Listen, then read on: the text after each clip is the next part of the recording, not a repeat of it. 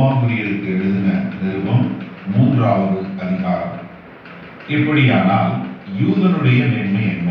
விருத்த சேதனத்தினாலே பிரயோஜனம் என்ன?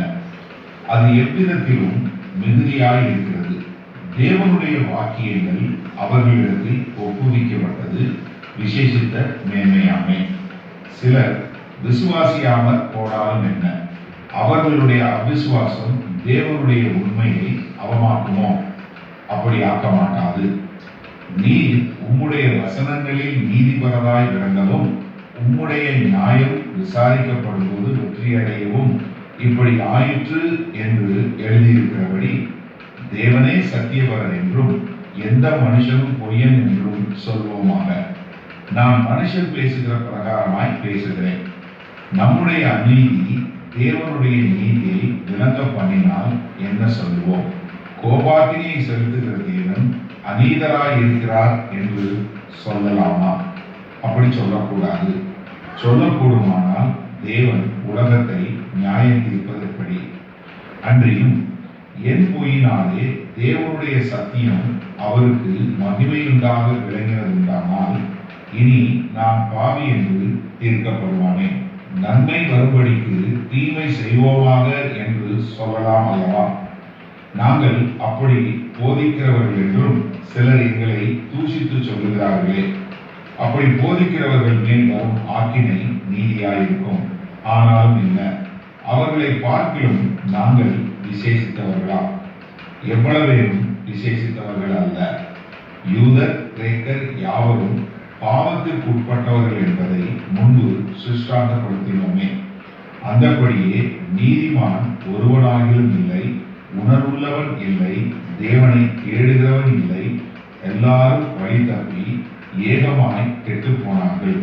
நன்மை செய்கிறவன் இல்லை, ஒருவனாகிலும் இல்லை.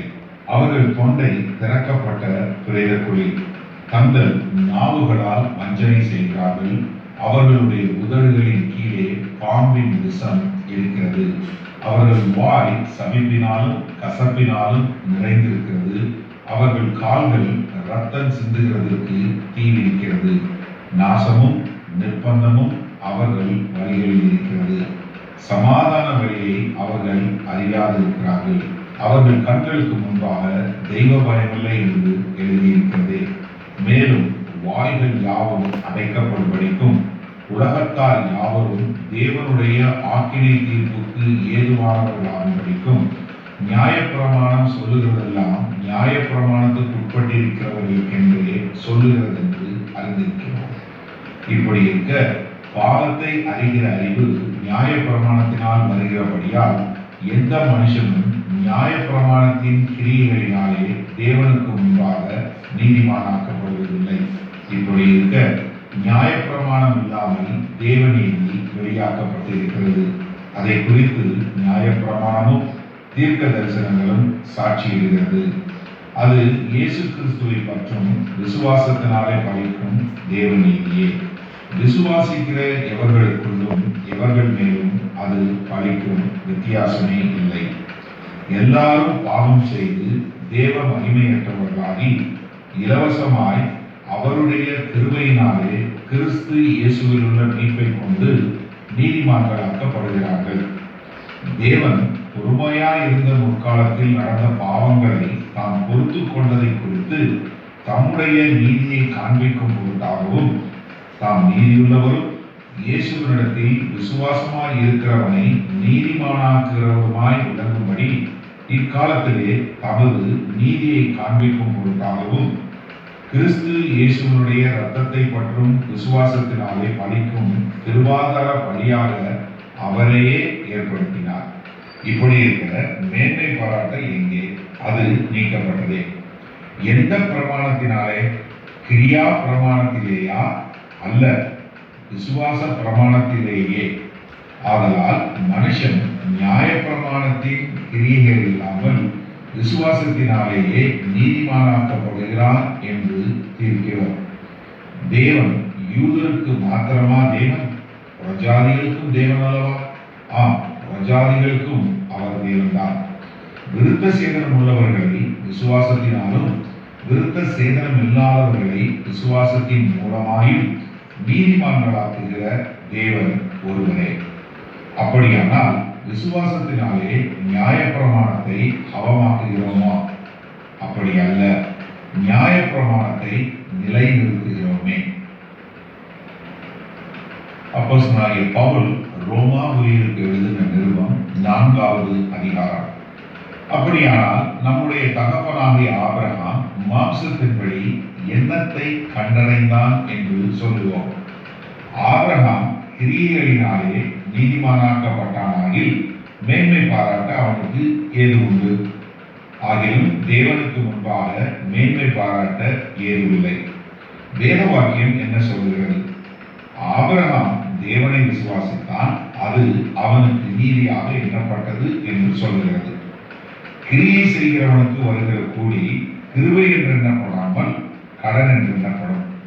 ஒருவன் கிரியை செய்யாமல் பாவியை நீதிமானாக்குகிறவரிடத்தில் விசுவாசம் வைக்கிறவனாய் இருந்தால் அவனுடைய விசுவாசமே அவனுக்கு நீதியாக எண்ணப்படும். அந்தபடி கிரியைகள் இல்லாமல் தேவனாலே நீதிமான என்று எண்ணப்படுகிற மனுஷருடைய பாக்கியத்தை காண்பிக்கும் பொழுது எவர்களுடைய அக்கிரமங்கள் மன்னிக்கப்பட்டதோ, எவர்களுடைய பாவங்கள் மூடப்பட்டதோ அவர்கள் பாக்கியவான்கள். எவருடைய பாவத்தை கர்த்தர் எண்ணாதிருக்கிறாரோ அவன் பாக்கியவான் என்று தாவீது சொல்லியிருக்கிறார். இந்த பாக்கியம் விருத்த சேதனம் உள்ளவனுக்கு மாத்திரம் வருமோ? விருத்த சேதனம் இல்லாதவனுக்கும் வருமோ? ஆபிரகாமுக்கு விசுவாசம் நீதியாக எண்ணப்பட்டது என்று சொல்லுகிறோமே, அது எப்பொழுது அவனுக்கு அப்படி எண்ணப்பட்டது? அவன் விருத்த சேதனம் உள்ளவனாய் இருந்த போதோ, விருத்த சேதனம் இல்லாதவனாய் இருந்த போதோ? விருத்த சேதனம் உள்ளவனாய் இருந்த போதல்ல, விருத்த சேதனம் இல்லாதவனாய் இருந்த போதே. மேலும் விருத்த சேதனம் இல்லாத காலத்தில் அவன் விசுவாசத்தினாலே அடைந்த நீதிக்கு முத்திரையாக விருத்த சேதனமாகிய அடையாளத்தை பெற்றார். விருத்த சேதனம் இல்லாதவர்களாகிய விசுவாசிக்கிற யாவருக்கும் நீதி எண்ணப்படும் பொருட்டாக அவர்களுக்கு அவன் தகப்பனாய் இருக்கும்படிக்கும் விருத்த சேதனத்தை பெற்றவர்களாய் மாத்திரமல்ல, நம்முடைய தகப்பனாகிய ஆபிரகாம் விருத்த சேதனம் இல்லாத காலத்தில் அடைந்த விசுவாசமாகிய அடிச்சுவடுகளில் நடக்கிறவர்களுமாய் இருக்கிறவர்களுக்கு தகப்பனாய் இருக்கும்படிக்கும் அந்த அடையாளத்தை பெற்றான். அன்றியும் உலகத்தை சுதந்திரிப்பான் என்கிற வாக்குத்தத்தம் ஆபிரகாமுக்காவது அவன் சந்ததிக்காவது நியாயப்பிரமாணத்தினால் கிடையாமல் விசுவாசத்தினால் வருகிற நீதியினால் கிடைத்தது. நியாயப்பிரமாணத்தை சார்ந்தவர்கள் சுதந்திரவாளிகளானால் விசுவாசம் வீணாய்ப்போம், வாக்குத்தத்தமும் அவமாகும். மேலும் நியாயப்பிரமாணம் கோபாக்கினையை உண்டாக்குகிறது. நியாயப்பிரமாணம் இல்லாவிட்டால் மீறுதலும் இல்லை. ஆதலால் சுதந்திரமானது கிருபையினால் உண்டாயிருக்கும்படிக்கு அது விசுவாசத்தினாலே வருகிறது. நியாயப்பிரமாணத்தை சார்ந்தவர்களாகிய சந்ததியாருக்கு மாத்திரமல்ல, நாம் எல்லோருக்கும் தகப்பனாகிய ஆபிரகாமுடைய விசுவாசத்தை சார்ந்தவர்களான எல்லா சந்ததியாருக்கும் அந்த வாக்குத்தத்தம் நிச்சயமாய் இருக்கும்படிக்கு அப்படி வருகிறது. அநேக ஜாதிகளுக்கு உன்னை தகப்பனாக ஏற்படுத்தினேன் என்று எழுதியிருக்கிறபடி அவன் தான் விசுவாசித்தவருமாய் மரித்தோரை உயிர்ப்பித்து இல்லாதவைகளை இருக்கிறவைகள் போல அழைக்கிறவருமாய் இருக்கிற தேவனுக்கு முன்பாக நம்ம எல்லோருக்கும் தகப்பனானான்.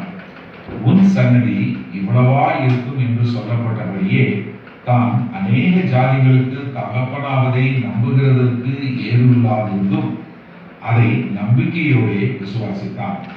அவன் விசுவாசத்திலே பலவீனமாய் இருக்கவில்லை. அவன் ஏறக்குறைய 100 வயதுள்ளவனாய் இருக்கும்போது தன் சரீரம் செத்து போனதையும் சாராளுடைய கற்பம் செத்து போனதையும் எண்ணாதிருந்தான்.